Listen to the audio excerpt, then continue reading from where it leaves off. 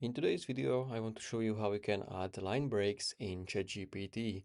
So if you ever pressed enter in ChatGPT and it sent the message before you are finished, that's because obviously enter sent the message, but there is really super quick tip what you can use, and that's line break. So line breaks help you structure your prompt so you can separate ideas, lists, steps, and ChatGPT actually understands you better. So let's say I can ask first question.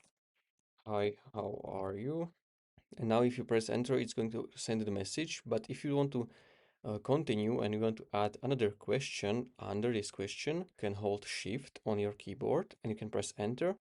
And you can see it's going to add this line break. So it will continue on this second line and you can ask another question.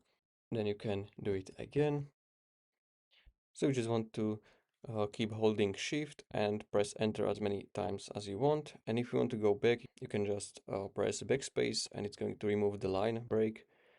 And that's it. So now we can send the prompt by clicking just enter. And we can see that we have three questions. So this is how you can add line breaks in ChatGPT.